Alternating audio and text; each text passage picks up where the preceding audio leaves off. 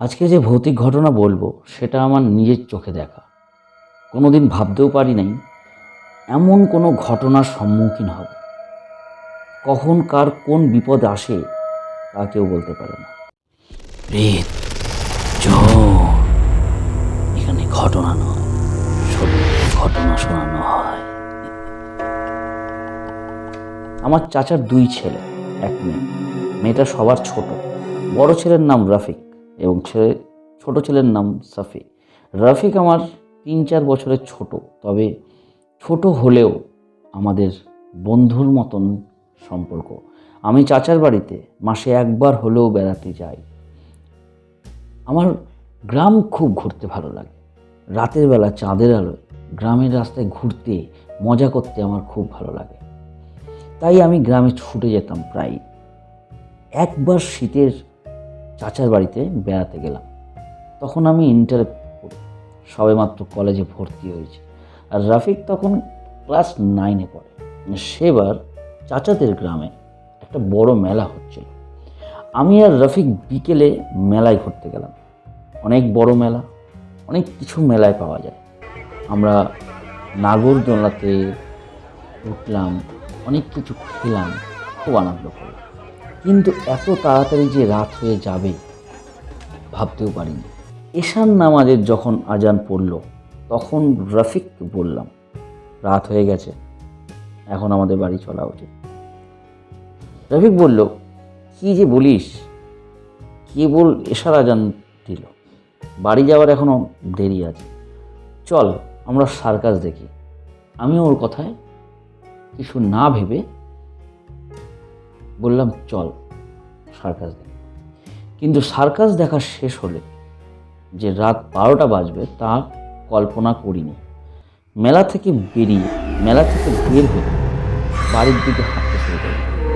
তখন আমার মনে কেমন যেন ভয় ভয় লাগতে শুরু করলো। চাচার বাড়ি যে পথ দিয়ে যাব, সে পথে একটা শ্মশান ঘাট আর একটা পুরনো কবরস্থান পড়ে। বুকটা ভয়ে দুরু দুরু করতে লাগলো। রফিককে বললাম, তোর কারণে এত রাত হয়ে গেল। শীতের রাতে আকাশের জ্যোৎস্নায় পথে মোটে 2 জন। কাঁচা রাস্তায় দুপাশে খেজুর গাছ, গাছে রসের হাঁড়ি ঝুলছে, ধুলো ভরা রাস্তাটা চাঁদের আলোয় চকচক করছে। একেবারে হাঁটতে খারাপ লাগছে না, আবার কিছুটা ভয় ভয়ও করছে। সামনে কি হয়, শ্মশান গেট আর কবরস্থান না পেরোনো পর্যন্ত ভয় কাটছে না। মনে মনে দোয়া পড়ছে আর হেঁটে চলেছে। কিছুটা দূর থেকে শ্মশান গেটের ছোট্ট একটা বাতির আলো চোখে পড়ল। তখন বুঝতে পারলাম সামনেই শ্মশান ঘাট। আমার ভয়টা আরও বেশি কাজ করতে শুরু করল। জীবনের প্রথম এমনভাবে রাতে শ্মশানের সামনে দিয়ে যাচ্ছি। দোয়া পড়তে পড়তে শ্মশানের গেট ভালোভাবে পার হলাম। কিন্তু শ্মশান পার হওয়ার পর পিছনে দেখি একটা বড় কালো কুচকুচে বিড়াল আমাদের পিছু নিয়েছে, আমাদের পিছু পিছু আসছে আর মিউ মিউ করে ডাকছে। বিড়ালটা এত কালো ছিল যে শুধু তার চোখ দুটো দেখতে পাচ্ছিলাম আমরা। অনেকক্ষণ ধরে বিড়ালটা পিছনে থাকলো। ট্রাফিক ক্ষেপে গিয়ে রাস্তা থেকে কয়েকটা মাটির ঢিল নিয়ে বিড়ালের দিকে ছুটতে লাগলো। কিন্তু অবাক বিষয় এটাই, বিড়ালটার গায়ে একটাও ইট লাগলো না। তখন আরও বেশি ভয় করতে লাগলো আর মনে হলো এটা হয়তো কোনো বিড়াল না, অন্য কিছু। হঠাৎ দেখি বিড়ালটি আমাদের পিছনে নেই, আর আমরাও তখন পুরনো কবরস্থান পার হয়ে চলে এসেছি। তখন মনে একটু সাহস ফিরে পেলাম। কিন্তু তার কিছু দূর যেতেই দেখলাম সেই বিড়ালটা আবার আমাদের সামনে। এবার আমার খুব ভয় লাগছিল, কারণ এবার বিড়ালটার অনেক বড় দেখতে পেলাম, মানে আয়তনে অনেক বড় হয়ে গেছে। এত বড় বিড়াল আমি আগে কোনো দিন দেখিনি। রাফিক তখন বুঝে গেছে এটা বিড়াল না, অন্য কিছু। রাফিক বলল, ভাই কোনো দিকে তাকাবি না, সোজা হাঁটতে থাক, ভয় পাস না।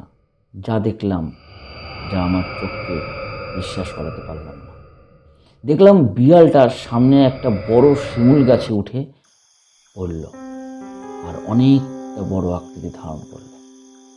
আমার দৃশ্যটা দেখার পর সারা শরীর কাঁপতে শুরু করলো।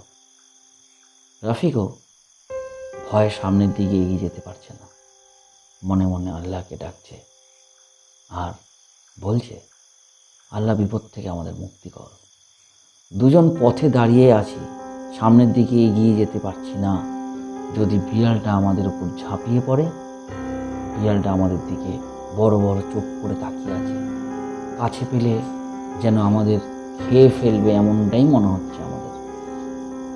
হঠাৎ কিছু দূর থেকে একটা টর্চ লাইটের আলো দেখতে পেলাম। কে যেন আমাদের দিকে আসছে। লোকটি আমাদের কাছে আসতেই আমাদের দিকে টর্চের আলো মেরে বলল, কে ওখানে? রাফিকরা বুঝি? রাফিক বলল, হ্যাঁ। রাফিকের গলা থেকে তখন তেমন স্বর বেরোচ্ছিল না, তবু একটা স্বস্তির নিঃশ্বাস আমরা ফেললাম। দেখলাম ওই তো আমার চাচা আমাদের দিকেই এগিয়ে আসছে, হয়তো আমাদের খুঁজতে বেরিয়েছিল। চাচা রেগে গিয়ে আমাদের সামনে এসে বলল, তোরা কোথায় ছিলিস এতক্ষণ? চাচাকে বললাম, ওই দেখো শিমুল গাছে কি। চাচা গাছের দিকে টর্চের আলো মারল, কিন্তু কিছুই দেখতে পেল না।